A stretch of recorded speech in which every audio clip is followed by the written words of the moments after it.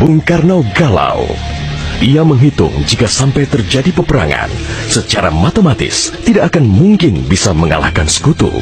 Persenjataan mereka jauh lebih lengkap, dan keahlian militernya lebih memadai. Atas saran Jenderal Besar Sudirman, Bung Karno diminta mengirim utusan khusus kepada Roisul Akbar Nahdlatul Ulama, Hadratus Syekh Kiai Haji Hashim Asy'ari di Pondok Pesantren Tebu Ireng, Jombang. Tujuannya meminta fatwa Kiai Hashim tentang hukumnya berjihad membela negara yang notabene bukan negara Islam seperti Indonesia. Kiai Hashim lantas memanggil Kiai Haji Wahab Hasbuloh dari Tambak Beras, Jombang. Kiai Wahab diminta mengumpulkan ketua-ketua NU se-Jawa dan Madura untuk membahas persoalan ini. Bukan hanya itu, Kiai Hashim juga meminta kiai-kiai utama NU melakukan sholat istikharah, salah satunya Kiai Abbas dari Buntet, Cirebon, Jawa Barat. 21 Oktober 1945, seluruh delegasi NU se-Jawa dan Madura telah berkumpul di kantor pusat Ansor di Jalan Bubutan, Surabaya. Kiai Hashim memimpin langsung pertemuan tersebut dan kemudian dilanjutkan oleh Kiai Wahab. Setelah melalui diskusi yang cukup panjang dan mendengarkan hasil istikharah para kiai utama NU, esok siangnya, tanggal 22 Oktober 1945, pertemuan menghasilkan 3 rumusan penting yang kemudian dikenal dengan istilah Resolusi Jihad NU. Pertama, setiap muslim, tua, muda, dan miskin sekalipun, wajib memerangi orang kafir yang merintangi kemerdekaan Indonesia. Kedua, pejuang yang mati dalam membela kemerdekaan Indonesia layak dianggap syuhada. Ketiga, warga yang memihak kepada Belanda dianggap memecah belah persatuan dan oleh karena itu harus dihukum mati. Dokumen resolusi jihad ditulis dalam huruf Arab Jawa atau pegon, ditandatangani Kiai Haji Hashim Asy'ari, disebarluaskan ke jaringan pesantren, tak terkecuali kepada komandan-komandan Laskar Hizbullah dan Sabilillah di seluruh penjuru Jawa dan Madura. Dokumen resolusi jihad juga dimuat di sejumlah media massa pergerakan masa itu. Hanya berselang 3 hari pasca resolusi jihad dicetuskan, 6.000 tentara sekutu mendarat di Pelabuhan Tanjung Perak, Surabaya dengan persenjataan lengkap.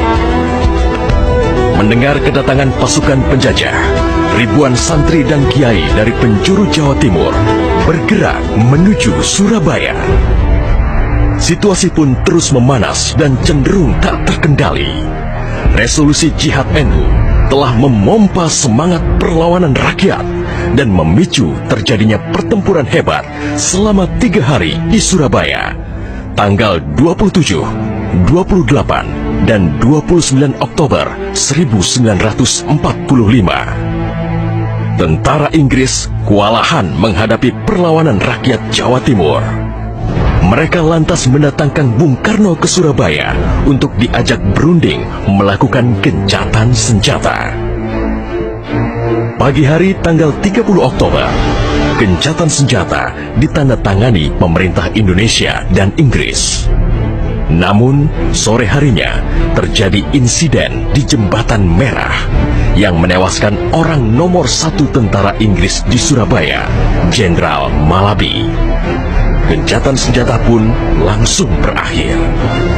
Pengganti Malabi, Jenderal Robert Munser, mengultimatum Laskar Pejuang dan tentara Indonesia agar menyerahkan senjata kepada Inggris paling lambat 10 November 1945. Jika tidak, Inggris mengancam akan membumi hanguskan Surabaya.